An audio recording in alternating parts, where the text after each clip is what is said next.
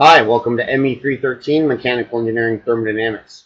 The topic of this video is the second law analysis of vapor compression refrigeration cycles, and we'll briefly discuss heat pumps. The sections are 11.5 through 11.7 of the textbook. So here are the three learning outcomes. At the end of this, you'll understand how exergy is destroyed in each major component of the vapor compression refrigeration cycle.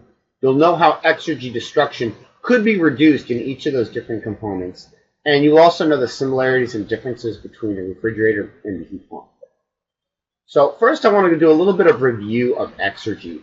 And you may recall this from Chapter 8. And one definition of exergy, and there's various definitions, is the maximum work potential of a system relative to a dead state. So we always have to talk about this relative to something else.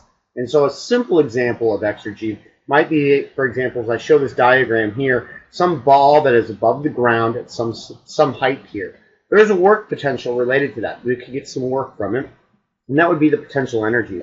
And so if the ball was to drop to the end, it's now at the dead state. It's sitting on the ground here. And so how much work could we have gotten from that? Well, that would be the potential energy, which is mgh, and that right there is the maximum work potential that we could have done. And the symbol that we use for that symbol is capital X for exergy. And so there was the height h. So that one's pretty simple. Things got a little more complicated when we started looking at thermodynamic systems of fluids, like, for example, a piston cylinder that's at some pressure and temperature that is different than the environment pressure and temperature, which I'm writing out here as P naught and T naught, and we can think of that as the dead state. Because there's various ways that we can get work from this. If P was greater than P naught, this might be able to expand and generate some work, some boundary work. We might be able to hook up a heat engine to it if the temperature was greater than T naught, and go ahead and generate some work over here. This would be some heat engine work. And there was various ways that we could do it. In fact, if T was less than T naught, we could just go ahead and hook the heat engine up in the reverse direction. If P was less than P naught, the system could contract. And so there was various ways to go ahead and quantify that, and there's equations in Chapter 8 from it.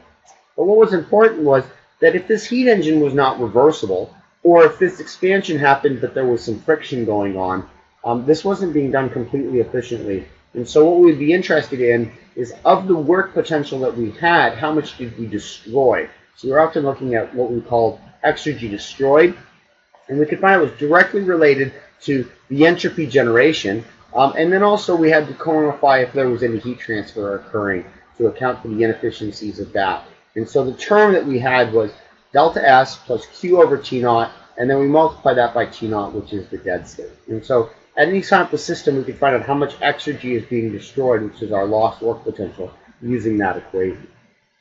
Okay, so let's look at exergy destruction in the vapor compression refrigeration cycle. So I show the refrigeration cycle here again, where we have a compressor, a heat exchanger at a high temperature, a throttling valve, and a heat exchanger at a low temperature.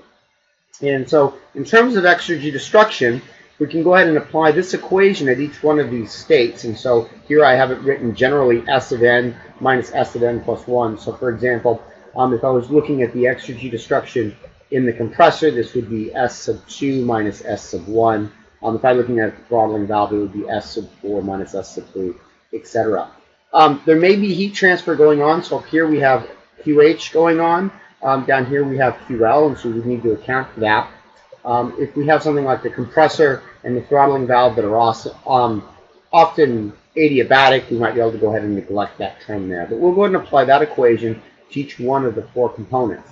And so we'll go ahead and solve for the total exergy destruction by adding up the exergy destroyed in each one of those and look at the relative magnitudes of them. And then we're going to come back and kind of discuss ways that we could reduce it.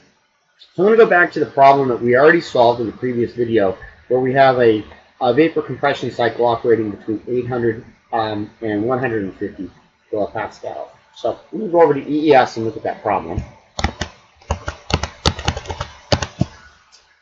Okay, so here I have the problem in EES. And so up at the top here, most of these is the exact same problem we saw before. But let me point out here near the middle, I added 3 new lines, and that's what I've gone ahead and labeled with the words new. Is before I hadn't actually calculated what the entropy was at 3 and 4, because we didn't even know it. But we already knew what P and H was at those points. So I'm going to go ahead and calculate what entropy is at points 3 and 4. And then we hadn't calculated the amount of heat out, or that would be Q sub H, and so that's also a new line. And so I went ahead and added that. Now the last thing that I did is just go ahead and find the exergy destruction in each one of the components. So that's what these X sub D are, and the way that I've annotated this, COMP, that's the compressor, COND, that's the condenser, valve is clearly the valve, and the last one is the evaporator. There's only the Q terms in the condenser and the evaporator, and then there's the sign change. We have a plus Q out and a minus Q in, and that's to go ahead and account for the fact that in the condenser, heat is leaving the system, and in the evaporator, heat is being added to the system. So those equations are pretty straightforward. I'm just defining an arbitrary dead state of 300 degrees in terms of Kelvin, and then I've got a low temperature. And I hadn't actually calculated what the low temperature was before because we were just using the pressure limits. So I'm using the TSAT function in ES and then converting that to absolute in terms of 273 because my unit system right now is degrees Celsius. And then the last thing I do is go ahead and add those up, which is the total X destroyed. So let's go ahead and solve that. Okay, now let's go ahead and look at the problem.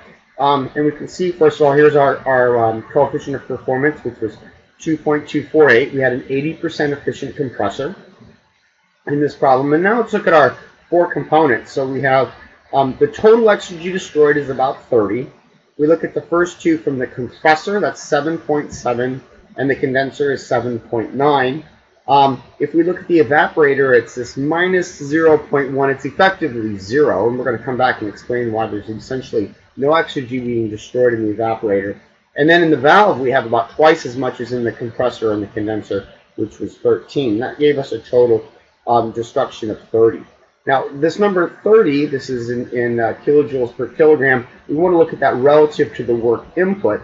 So we put in 56 kilojoules per kilogram, and then we're destroying 30. So you realize that we're actually destroying a whole lot of exergy. There's actually a whole lot of work potential in there that went into this. And why is that? Why do refrigerators destroy so much exergy? So let's go ahead and go back and look at a diagram and kind of look at each one of the components qualitatively to understand where that destruction is occurring. Okay, so we go over here, and here's my vapor compression refrigeration cycle again, and I've drawn a TS diagram. And I've drawn it for kind of the problem that we were looking at before. We had an inefficient compressor, so that would be this step right over here. So this would be point 1 to point 2. Since it was inefficient, it was going to the right, and so we can see that there's this increase in entropy as we move across.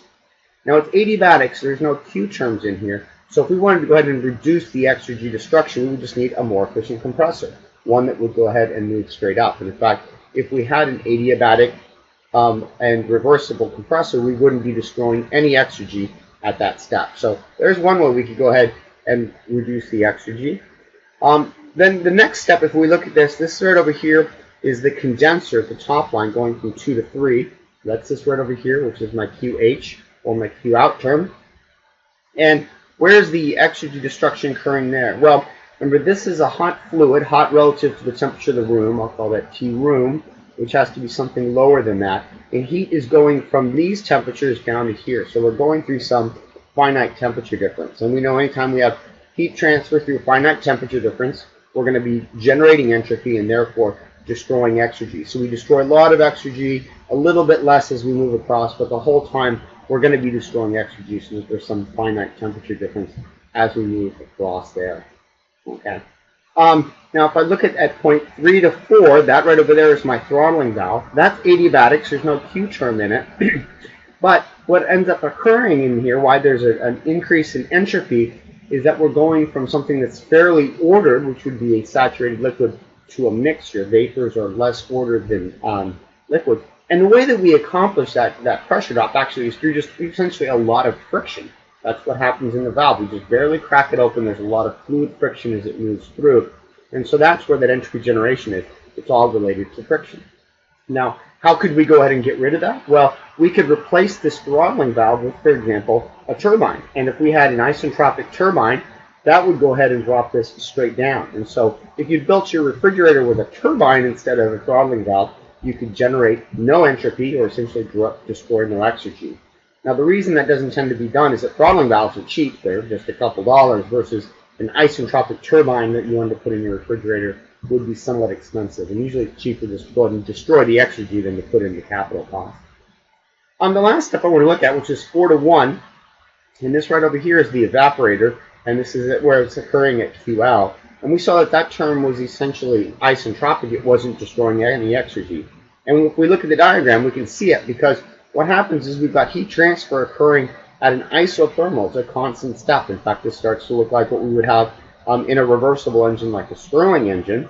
And I went ahead and set that at Tsat at that pressure at P4. And so there was essentially an infinitesimal temperature difference across there, and so it wasn't destroying any exergy. Now, I should have went ahead and clearly informed there was going to be some rate of heat transfer, a finite rate. QL would have had to have been something less than that, and so I probably should have had some temperature difference. And once you introduce that, you'll end up destroying some exergy. So hopefully that gives you an idea of how exergy is destroyed in each of those steps and how you can go ahead and reduce it. And the other thing I want to point out is this step right over here. There's really no way to reduce it in the throttling valve unless you go ahead and completely replace the throttling valve with a turbine. Okay, the last thing I want to do is just kind of wrap up and just remind you what heat pumps are. And heat pumps are the major components are the exact same as a refrigerator, where we have a compressor, 2 heat exchangers, and a throttling valve. But the difference is that we're using this to heat our house. And so if we had our house over here, these are the coils, and this right in here would all be inside the house, and this would be outside. And what we're doing is remember, heat is going in here. This is Q sub L, and then heat is coming out of here. This is Q sub H. It's going into my house. And just draw it that way, going into the house. And this is being absorbed out of the ground.